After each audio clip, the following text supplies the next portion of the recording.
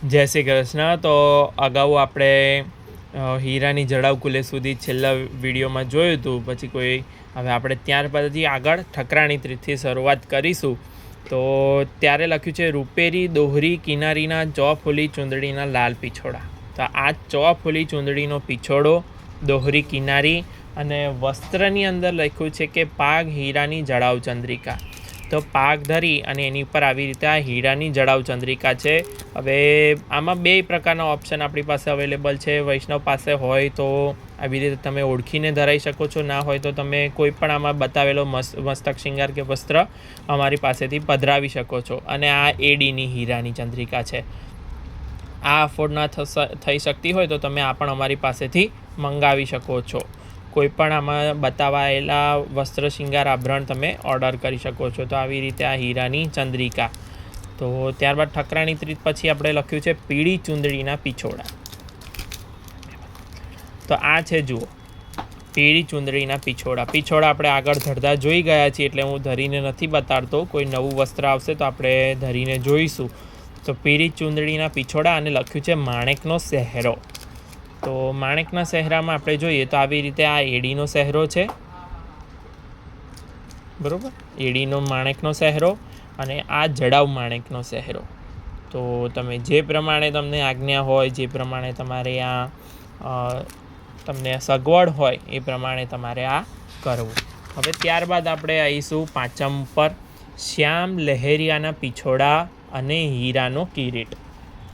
તો આ છે શ્યામ લહેરિયાનો પીછોડો અને આ જે છે તો હીરાનો કિરીટ. હવે જડાઉ હીરાનો કિરીટ તો આપણી પાસે અત્યારે હાલ બિરાજતો નથી, પણ આ બેઝિકલી આવી રીતે હોય કિરીટ મુકુટ, અને આવી રીતે આમ અહીંયા આવી રીતે ટેડો આમ ધરાતો હોય.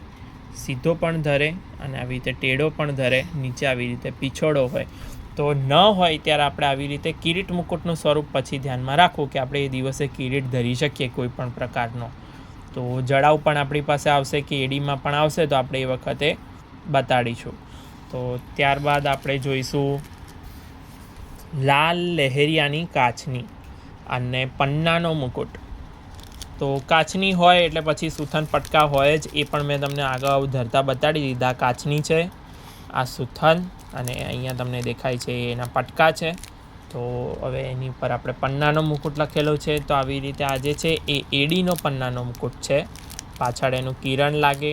તો અને આ જડાઉ પન્નાનો મુકુટ છે. તમે આ પણ પધરાવી શકો છો, જે તમને અનુકૂળ લાગે. તમારે જેવા મસ્તક શિંગાર આભરણ કરવા હોય, પ્રભુ પ્રેરણા કરે એ પ્રમાણે તમારે કરવાનું રહેશે. ત્યારબાદ લખ્યું છે લીલો પીછોડો, પાગ અને પાંચની ચંદ્રિકાની જોડ. તો દરેકની તો મસ્તક શિંગાર ખ્યાલ જ છે. તો આવી રીતે આ છે લીલો પીછોડો અને પાગ ઉપર 5 મોરપંખની ચંદ્રિકા. એવી રીતે તમે ધરાઈ શકો છો. ત્યારબાદ છે દોહરી કિનારીના કેસરી પીછોડા અને કુલ્હે. તો કુલ્હે પણ સ્વરૂપ બધાને ખ્યાલ જ છે. તો આવી રીતે આ કેસરી પીછોડો અને આ દોહરી કિનારી આપણે ધરાવી છે. તો આ પણ તમે કરાવડાવી શકો છો. જો લાલન હોય તો ઓઢણીની અંદર આવી રીતે દોહરી કિનારી આખી ફરતી મુકાવડાવી, એવું કરવું. ત્યારબાદ લાલ ચૂંદડીના પીછાડા અને કમલિયા હીરાના જડાઉ સહેરા. હવે ઘણી ઇન્ક્વાયરી આવે છે કે કમલિયા હીરાનું. તો કમલિયા હીરાનું તો ભગવત કૃપાથી દરેક વૈષ્ણવને ત્યાં પોસિબલ નથી. જે વૈષ્ણવને ત્યાં સગવડ હોય, ધન હોય, તો પ્રભુનો વિનિયોગ કરીને તમે કરાવડાવી શકો છો. પરંતુ કમલિયા હીરા બહુ કોસ્ટલી હોય છે એનું. તો એની જગ્યાએ આપણે આવી રીતે આવા એડીના હીરાના આભરણ, તો આવી રીતે આ એવી જ ભાવના કરીને આપણે હીરાનો સહેરો ધરીએ. જડાઉ હીરાનો સહેરો પણ આવે છે, તમે એ પણ અમારી પાસેથી મંગાવી શકો છો. કે જે આપણે માણેકનો સહેરો જોયો એવી રીતે આપણે જડાઉ હીરાનો સહેરો પણ થઈ શકે છે. તો આપણે જોઈ ગયા. ત્યારબાદ આવશે કેસરી ધોતી ઉપરણા દસમને દિવસે. શ્રાવણ સુદ દસમ, કેસરી ધોતી ઉપરણા, પાક સાજી ચંદ્રિકા. સાદી ચંદ્રિકા એટલે એક મોર પંખ હોય. હવે ધોતી ઉપરણા નવા વસ્ત્ર છે એટલે આપણે ધોતી ઉપરણા ધરી અને જોઈ લઈએ.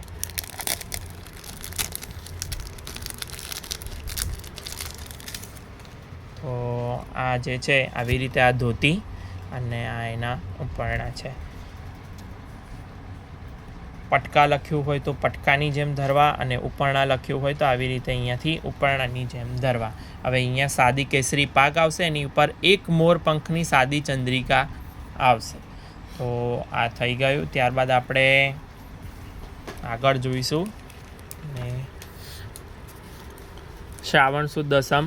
હવે પવિત્ર એકાદશીના દિવસે જુઓ, લાલ કેસરી 2 ઘેરની કાચની કેસરી સુથન અને પટકા. તો એ પણ આપણે વસ્ત્ર, મોટો ઉત્સવ છે એટલે આપણે વસ્ત્ર ધરીને જોઈ લઈશું, જેથી દરેક વૈષ્ણવને ખ્યાલ આવે.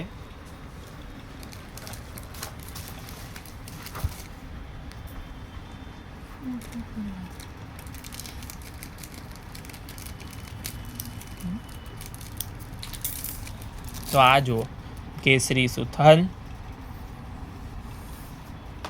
પછી ત્યારબાદ આ કાચની અને આ પટકા.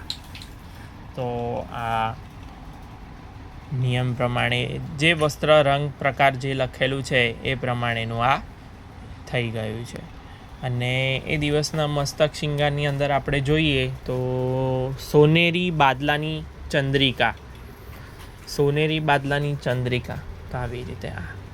અને એની આજુબાજુમાં દર્શન કર્યા છે. ઘણા વૈષ્ણવોએ કીધું હતું કે પાગ ઉપર આવી રીતે વચ્ચે બાદલાની ચંદ્રિકા હોય અને અહીંયા બાજુમાં આવી રીતે 2 જોહરા ધરે છે, તુરા, સોનેરી કે રૂપેરી, એવી રીતે. તો તમારે અહીંયા જે પ્રમાણેની તમને આજ્ઞા હોય આવી રીતે આ બાદલાની ચંદ્રિકા કહેવાય. તો ત્યારબાદ આપણે આગળ જોઈશું.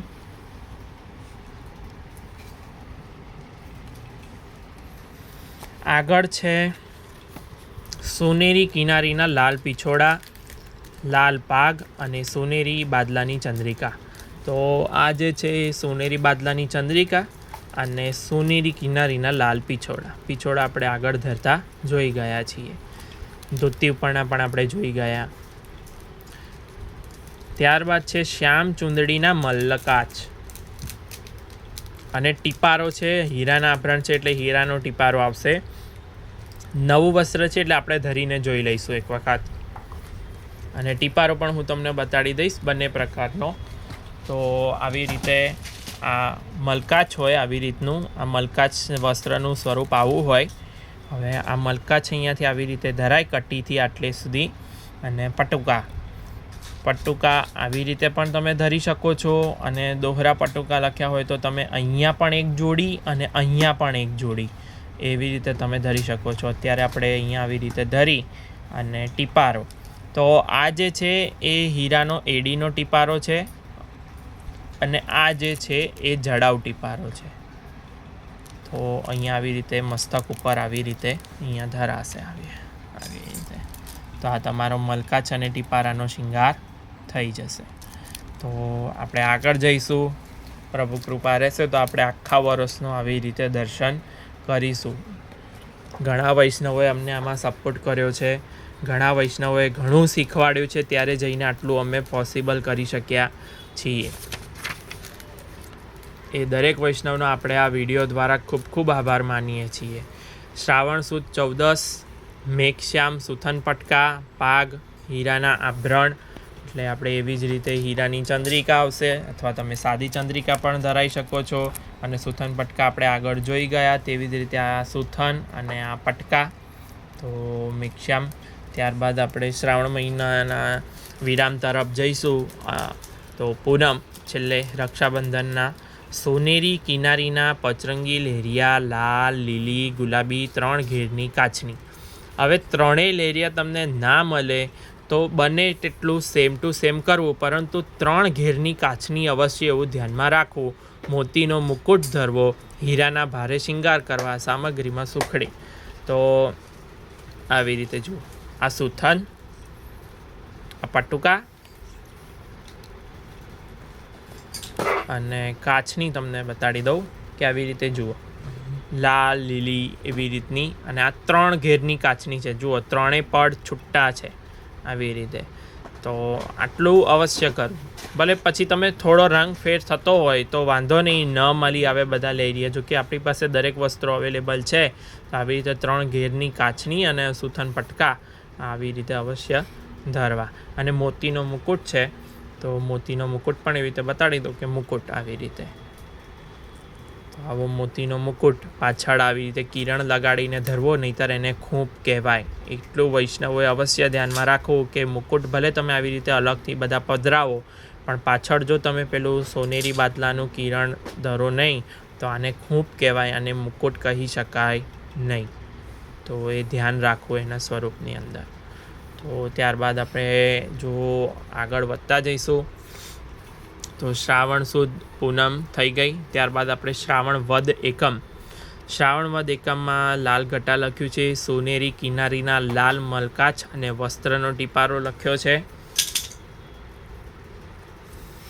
તો મલકાચ આપણે ધરતા જોઈ ગયા છીએ, એટલે જો સોનેરી કિનારીનો લાલ મલકાચ અને વસ્ત્રનો ટીપારો. તો આવી રીતે આ મારી પાસે અત્યારે લાલ ટોપી અવેલેબલ નથી, એટલે તમને આવી રીતે બતાડું છું કે આવી રીતે ટીપારાની ટોપી હોય લાલ કલરની અને એમાં સોનેરી લેસ લગાવેલી હોય. હવે એમાં માણેકના આભરણ લખેલા છે, તો એ દિવસે વચ્ચે માણેકની ચંદ્રિકા અને અહીંયા આજુબાજુમાં આવી રીતે માણેકના કતરા. તો આ ભાઈ આપણે લાવ્યા છે, જોઈ લઈએ. જો આવી રીતે મુકુટની આજુબાજુમાં આવી રીતે કિરણ હોવું જરૂરી છે. તો આ ધરો તો આ કમ્પ્લીટ આખો મુકુટ થયો કહેવાય.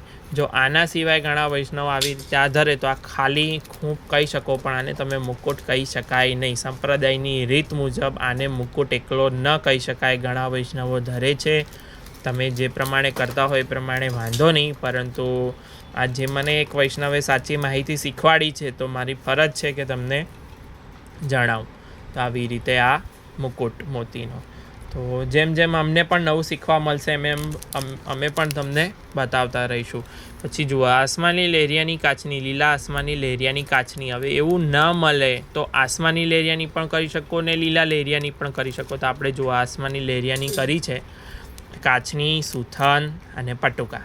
અને એ દિવસે સોનેરી બાદલાનો મુકુટ છે. તો બાદલાનું સ્વરૂપ તો તમને ખ્યાલ આવી જ ગઈ. હવે આવી રીતે આ જુઓ, આ સોનેરી બાદલાનો મુકુટ, બરોબર. તો આ પણ તમે પધરાઈ શકો છો. ત્યારબાદ લખ્યું છે લાલ ચૂંદડીના પીછોડા, લાલ ચૂંદડીની પાગ અને બાદલાની ચંદ્રિકા. તો હવે આપણે આની અંદર બાદલાની ચંદ્રિકા છે, સોનેરી બાદલાની જોઈ ગયા, તો હવે આપણે આ રૂપેરી બાદલાની જોઈશું. તો આ રૂપેરી બાદલાની ચંદ્રિકા અને લાલ ચૂંદડીના પીછોડા. તો આ છે લાલ ચૂંદડીનો પીછોડો. વસ્ત્ર અને આભરણ બને તેટલું પ્રયત્ન કરીએ છીએ કે દરેક વૈષ્ણવને સમજાય અને દરેક વૈષ્ણવના વિડીયોનો યથાયોગ્ય લાભ રહે. તેમ છતાં તમને જે પ્રમાણેની આજ્ઞા હોય તે પ્રમાણે તમારે કરવું. ત્યારબાદ શ્રાવણ વદ ચોથ, રૂપેરી કિનારીના લાલ પીછોડા. તો આ છે રૂપેરી કિનારીનો લાલ પીછોડો. પાગ ઉપર હીરાની જડાઉ ચંદ્રિકા. તો આપણે આગળ ચંદ્રિકા જોઈ ગયા છીએ, એ ત્રિકોણ ચંદ્રિકા હતી. તો આપણે આની અંદર આપણે એ દિવસે પ્રભુને વિશેષ કરવા માટે થઈને આવી રીતે ગોળ ચંદ્રિકા ધરીએ. તો તમને આભરણ પણ આ બધા વિડીયોની અંદર જોવા મળે એ હેતુથી દરેક આભરણ બતાડી રહ્યા છીએ. તો આ થઈ ગયું. ત્યારબાદ આપણે આગળ જોઈશું તો પીળા ધોતી ઉપરણા અને વિદુરમણીનો કિરીટ લખેલો છે. વિદુરમણીનો કિરીટ આપણી પાસે અવેલેબલ નથી, તો એ પણ આપણે જ્યારે આવશે ત્યારે જોઈશું. પણ કિરીટનું સ્વરૂપ આપણે તમને બતાડી દીધું છે, તો એ પ્રમાણે કિરીટ મુકુટ અવશ્ય ધરવો. બનાવડાવીશું આપણે ચોક્કસ. તો આપણે મૂકીશું આપણા ઇન્સ્ટાગ્રામ પેજ ઉપર ને આપણા વોટ્સઅપ ગ્રુપની અંદર. વિદુરમણીનો કિરીટ વૈષ્ણવે ઓર્ડર આપેલો છે, બને છે, આપણે જોઈશું, ચોક્કસ જોઈશું. એમાં થોડો સમય લાગશે. ત્યારબાદ આપણે મેક્ષામ આ ધોતી ઉપરના પીડા આ વસ્ત્ર આવી ગયું પાંચમનું. હવે છઠ્ઠનું તો મેક્ષામ પીછોડો અને પાક બાદલાની ચંદ્રિકા. બાદલાની ચંદ્રિકા આપણે જોઈ ગયા છીએ, તેમ છતાં એક વખત ફરીથી બતાડી દઉં. આ બાદલાની ચંદ્રિકા અને મેક્ષામ પીછોડ. અને આની આગળના વસ્ત્રો આપણે શરૂઆતથી જ પ્રણાલિકાના આગલા વિડીયોની અંદર જોઈ ગયા છીએ. જો કોઈને ન જોયો હોય વિડીયો તો આગળ જોઈ લેવા વિનંતી છે. તો આવી રીતે શ્રી નટવરલાલ પ્રભુ, શ્યામલાલ પ્રભુની કૃપા આપણી ઉપર રહેશે અને આપણે બાકીના 11 મહિનાના વસ્ત્રો પણ એમની જ કૃપાથી આપણે કરતા રહીશું. તો આપ સર્વેનો ખૂબ ખૂબ આભાર, ખૂબ ખૂબ ધન્યવાદ. આપ સર્વેના ખૂબ ખૂબ આશીર્વાદ છે કે આ જે છે આવી રીતે આટલું બધું સાહિત્ય વૈષ્ણવોની કૃપાથી જ કરી શકીએ છીએ અને એમની સલાહથી. શ્રી નટવરલાલ પ્યારે કી જય.